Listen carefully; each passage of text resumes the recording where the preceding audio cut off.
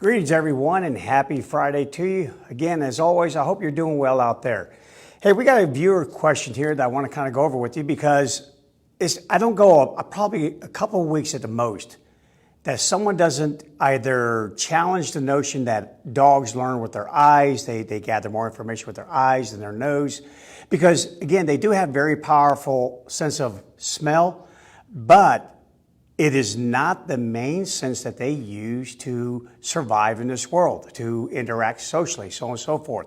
So I just kind of want to go over this question on Facebook Live because I bet a lot of you had the same perception or the same opinion about noses versus eyes. So let's go ahead and go over it real quick. So here's the question. Bryan, I was wondering if you could explain why dogs learn with their eyes first as opposed to their nose. The nose is the most powerful feature a dog has. So why is this sense so enhanced compared to their vision capabilities, the number one form of learning? Also, they are born blind and deaf, so relying on their sense of smell is instilled from them from day one. All right, so let's kind of go over just a couple things on this real quick here. And all of these are absolutely true, with the exception that some dogs, their eyesight is actually better than their sense of smell. But let's kind of go over it. First of all, right off the bat, I even made a couple notes here, and the reason being is that there's just a lot to cover, and I wanted to make sure I covered it all in great detail. So perhaps maybe we can put this little question here, or this issue, to rest. Number one, I don't really compare olfactory strength and visual acuity. That would be like comparing apples with oranges, an eraser with a marker. Every animal, all animals learn what they need to learn, and they have specialized ways of sifting through the massive information around them. They do. They have many ways of interpreting the information flowing through their brain. We've talked about that all week. That's called cognition. Remember, it's the mental transformation of sensory input into knowledge about your environment and the flexible application of that knowledge. So they use many senses. They use them all. It's just a matter of what am I gathering, how do I gather it, and what does it do for me? So there is no one sense. That's why you're given many of them, you even as a person. But I could end this video right now with this one question if I wish to. Take yourself or take your dog, and there's a condition in which there's no help. You have no human help, no way to help yourself, no way to help your dog. Now, you lose your vision or you lose your sense of smell. Which one of those senses will degrade your ability to survive the greatest? Pretty obvious, isn't it? Yeah, I can lose my sense of smell, and that happens quite a lot with dogs actually. But if I lose my eyes, my ability to survive in this world, to interact in this world, is seriously degraded. So that's just one point right there. And then you kind of think about, we humans, we've been doing artificial selection for thousands of years with dogs. And we've taken dogs now, for example, I'm going to use the bloodhound. The bloodhound has an incredible olfactory sense. They really do. I've witnessed it. I witnessed it as a police officer. I've trained many bloodhounds. They are incredible. But I'm going to tell you this much, even with that powerful nose, why do we create an animal like that? Because we need an animal that could find something that it could not see. Yeah, the lost child, the criminal that has fled the area and is now out of sight. So back then, hey, we didn't have a bunch of surveillance cameras like we do now. So if a child became lost at a family picnic and wandered off, or a criminal broke into a home, committed a crime, what have you, and ran away, how do we find that person? Can we track them? So yes, we took an animal and we said, okay, you got a great sense of smell. So let's use that. Let's don't really use the eyes. But I'm here to tell you, and anyone who trains bloodhounds will tell you this, or any sort of dog they train for tracking. When you lay that track as a track layer and as a trainer, you need to know exactly where that track is. You need to know, because you need to know if the dog's on it or off of it. If they're off of it, they need to be steered back onto it. And that's kind of how they learn. Hey, there's a lot of difference here between where someone stepped There's a lot of crushed chlorophyll. The earth has been upturned. There's a lot of skin rafts coming off the humans. So in other words, we have disturbed ground, not disturbed, disturbed, not disturbed. And they start to get it after a while. You know what? There are rewards on this disturbed part, but there's nothing over there. There's no treats. There's no petting. There's no benefit to searching this undisturbed area. Only the disturbed area has human scent, human skin rafts. Again, we've crushed the ground as we've walked across it, crushed the grass, chlorophyll release, you name it. So when we were training these dogs, we had to know exactly where the track was. That meant that we had to know by using landmarks like an animal. You couldn't stick a flag in the ground and say, okay, about 50 more feet from now, we're going to turn right. And the track's going to go to the right. 50 more feet from that, it's going to turn to the left. No, why? Because these animals with this incredible sense lifted their head, saw the flag, and went right to it. They bypassed the scent part. So that's just one thing, even with bloodhounds, who have an incredible ability to track human beings, and to track really anything that you tell them to track, putting their nose straight to the ground, you have to train them to do that.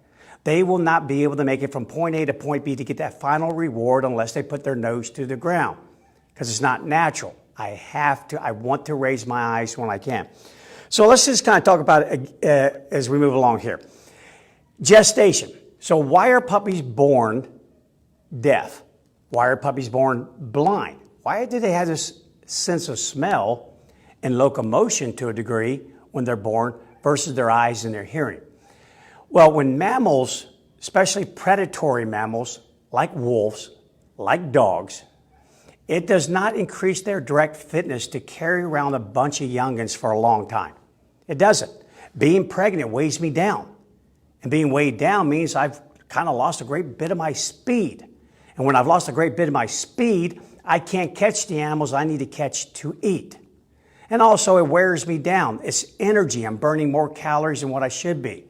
So it did not benefit a predator's direct fitness to carry around babies for a long time. So there's a cost for that. There's a trade-off. Here's what we'll do. So I'll make a deal with you, said Mother Nature. You will give birth to animals that are less developed than those of hoofed animals. Like, for example, when an elk calf is born, it was carried by its mother for almost the same length of time as what we carry human babies, 8.5 to 9 months. When it's born, within minutes, it is ready to run from pregnant wolves. It can keep up with the herd. It can see. It can hear. It can interact with the herd, interact with its mother. It is ready to go the second it comes out, because I'm on the bottom of the food chain. That thing back there is on the top of the food chain. I've got to be ready to run. I got to have my wits about me right here, right now. Puppies don't, because they come from animals who were apex predators, top of the food chain.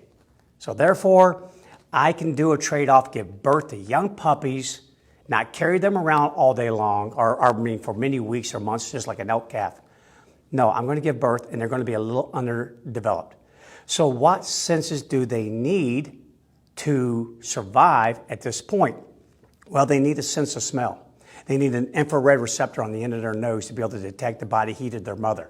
They need to be able to hone in through touch to find those nipples that supply life-sustaining energy. That's what they need. So nature gave them the bare minimum of what you need. So that's why they're born. It's not that, hey, I'm going to go ahead and develop the greatest sense that you have. It takes longer from an anatomical standpoint to develop eyes and visual acuity than it does your sense of smell. She gave the pups the bare minimum to survive.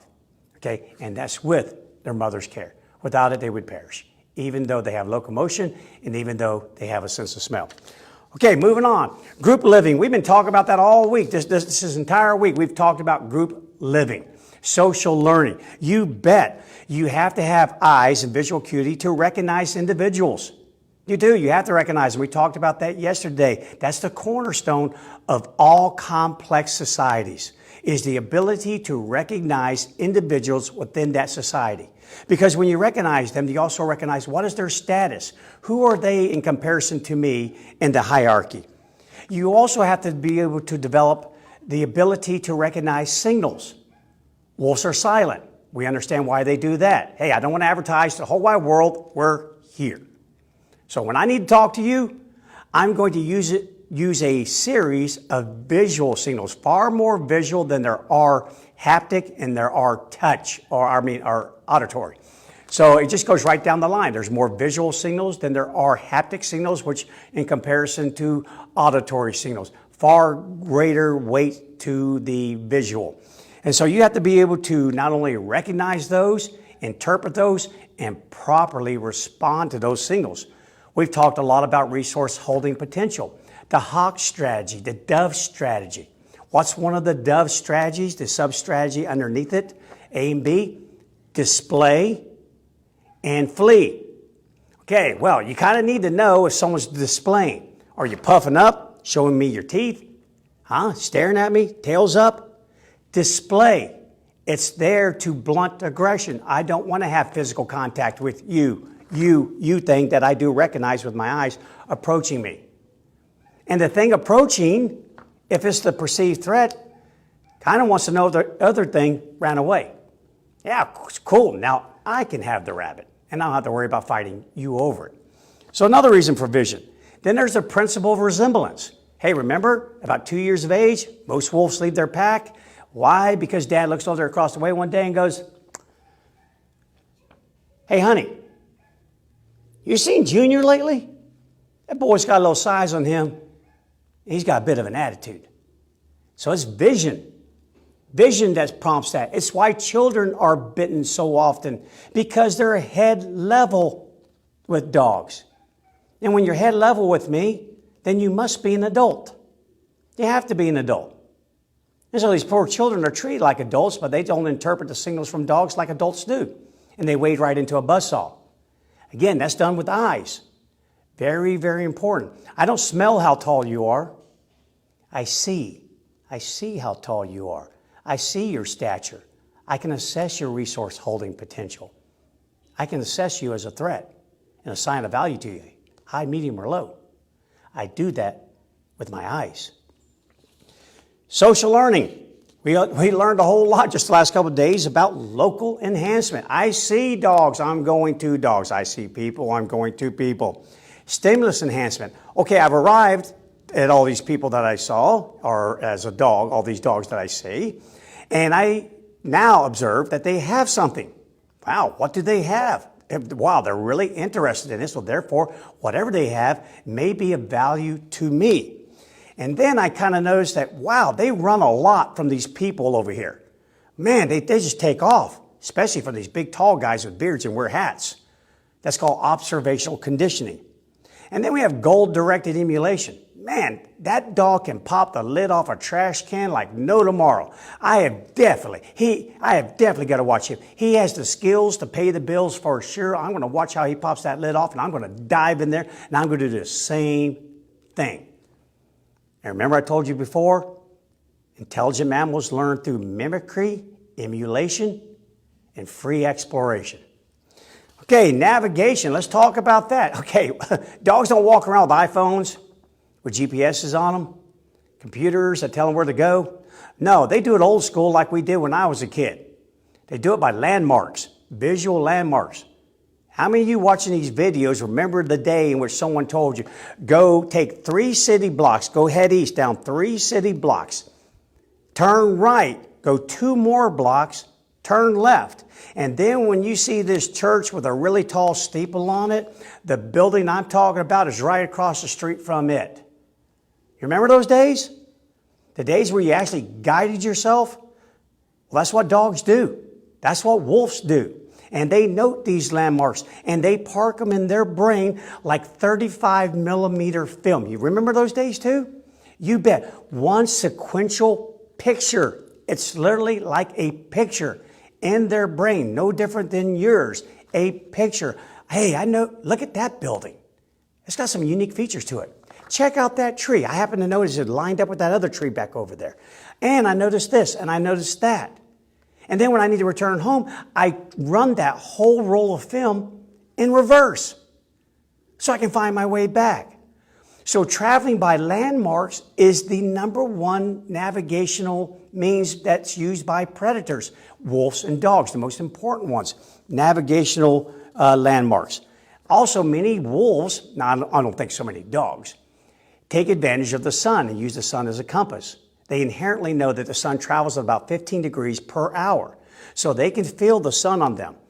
They can see its arcing across the horizon, the shadows as they change, and they can also navigate by using the sun. Terrain. Let's talk about that. Rugged terrain. Oh my gosh, wolves love to avoid rugged terrain. They are smart animals. Work smarter, not harder. Heck yeah, man. Why in the world would I climb up that rocky crag right there when I can take that dirt road that these humans made? I can go down this well-groomed trail that these park rangers made. Oh yeah, there's no snow on it, but there's 6 feet of snow over there, none on this road right here. You bet. When I did a lot of work for U.S. Fish and Wildlife and Alaska Game Fish, I'm here to tell you, when we wanted to look for wolves, where did we look? Right where I'm talking about. Right on those trails, right on those roads. And just taken from a recent report, it states that man-made trails and fire breaks, that the kills per kilometer on trails average 2.5 times more than on natural trails.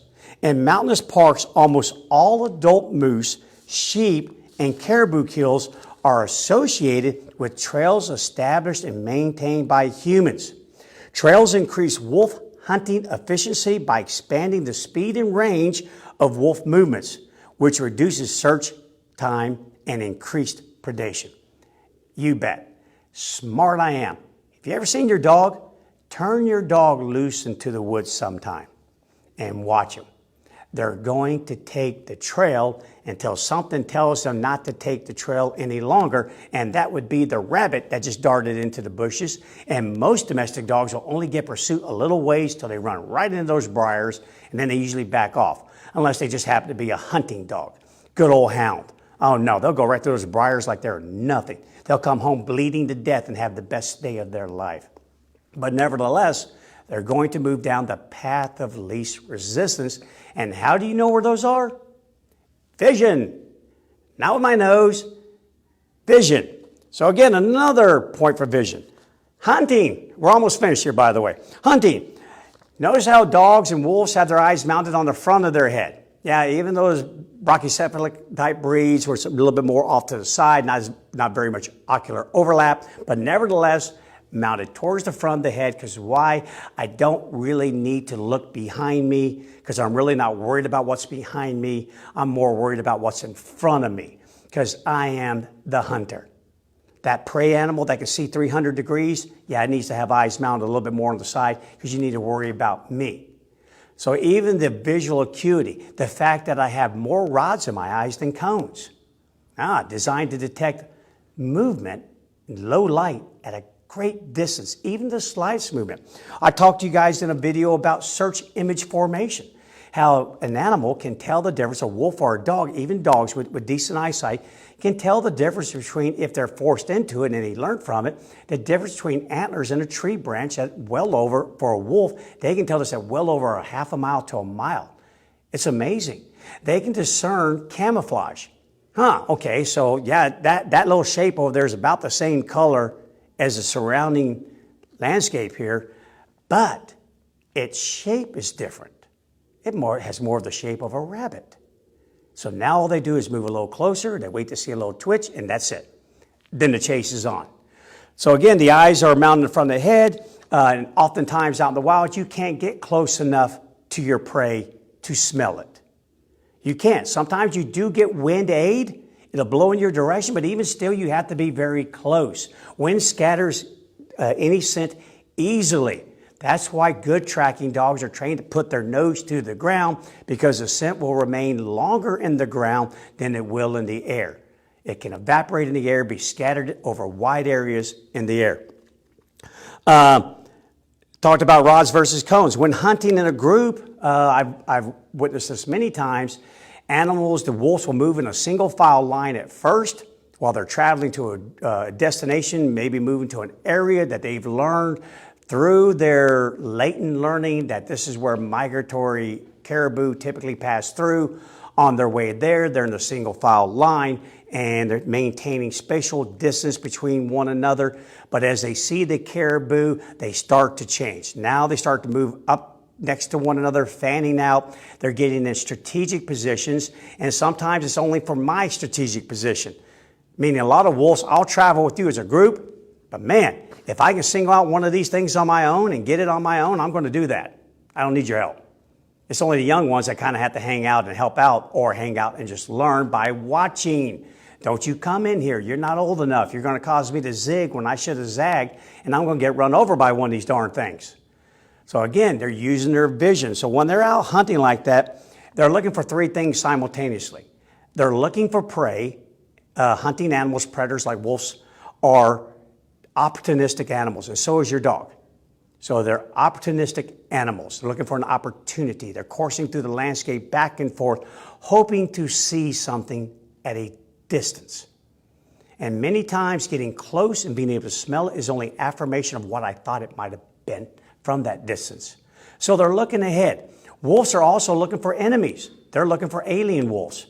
Holy moly, I got to keep an eye out for those too, because after all, they could be on our territory or we could be on their territory, and if they see us, then it's going to be a gang fight. And we also have to kind of keep an eye out for hunters. They could be hunting that caribou at the same time that we're hunting the caribou. If wolves are attacked by another wolf, or they come across a hunter, they will typically only run far enough away to get out of the eyesight of the other wolves or the hunters. No further than that.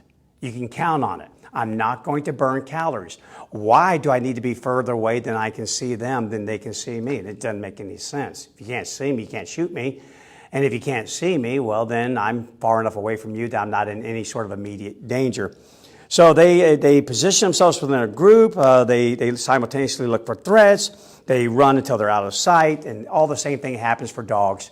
Anyone that's ever done animal control or tried to capture a stray dog, guarantee. When that thing takes off, it's not going to run to the next county, unless the next county is only about 200 yards away.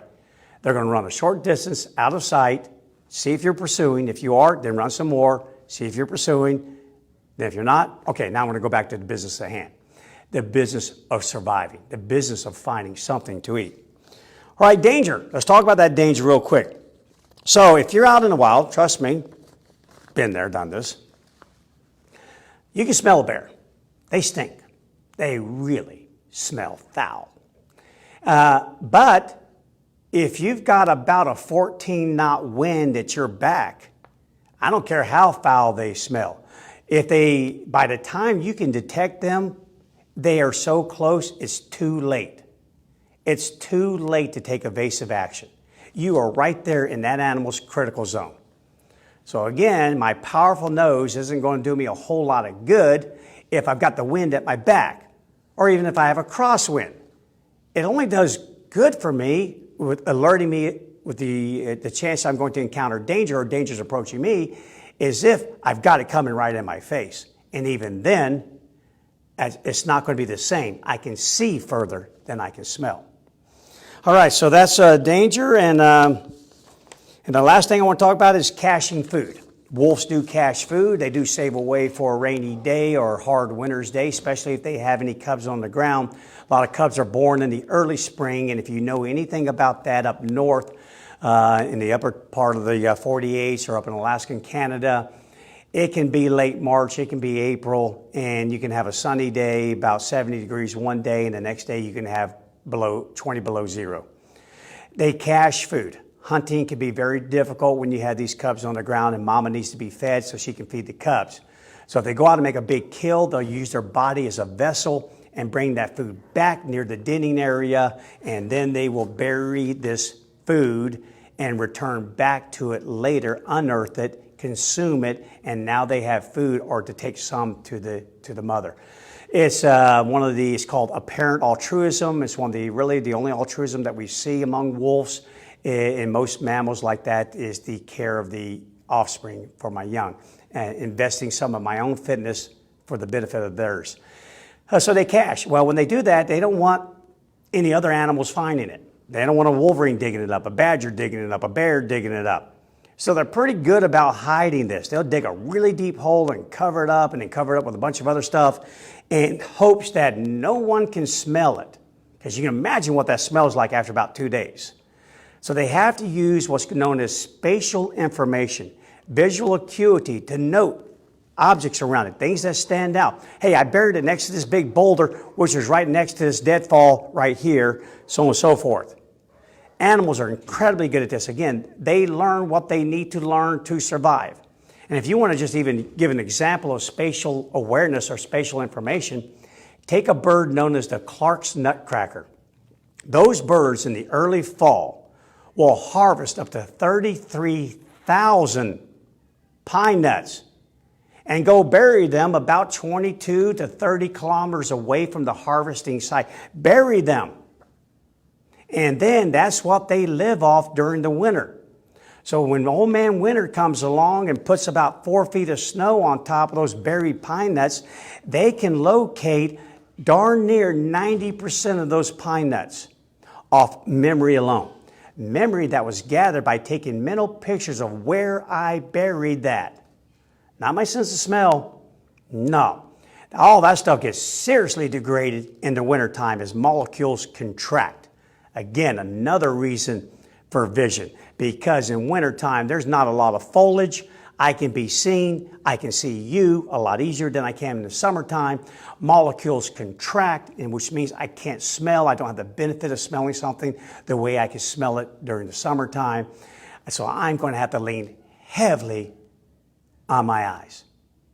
So there you go. That was a super long answer, but I just want to make sure I covered everything. So we covered all the reasons why you're born without vision, why that happens, and you're born many months earlier than an animal who has to have their vision when they're born. We talked about group living, social learning, navigation, hunting, danger, avoiding danger, caching food, you name it. It is, and one last thing I just want to pass along.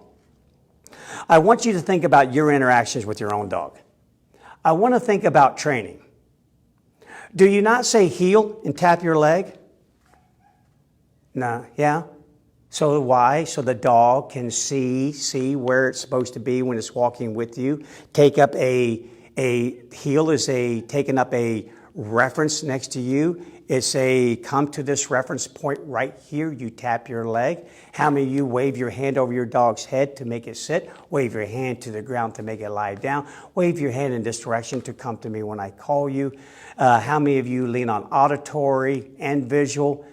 In other words, do you hang something rotten off your leg and hope that your dog will guide itself and take up a relative position next to your body because there's something rotten hanging off your leg and they use that smell? No. So think about your own training. So when I say that animals use their vision first, what I'm saying is that in priority, when you take all the senses they have, which one of all of them, touch, smell, hearing, vision, which one of those, if they lost it, would seriously degrade their survivability? And so when you take that, it now leads you down to the next step. So that being said, if I have to have that more than any of my other senses, well, then it makes sense that I would use that one the most. I would lean most heavily upon that sense. Yeah. In fact, I'm a social creature. I got to see what everybody's doing. So guys, take that into account. Think about your own self and your own dogs. Yeah, they got powerful sense of smell. God, I've trained dogs to detect low blood sugar in children with diabetes. I've trained dogs to detect explosives, narcotics, to track humans that have wandered away or bad guys that have tried to hide. You bet. They are incredible at using their nose. But you take that dog that is incredible at using its nose and you supplant it out there in the Alaskan wild. No humans around. No dog food around. Guarantee you, they'll use their eyes long before They use that incredible sense of smell. So there you have it.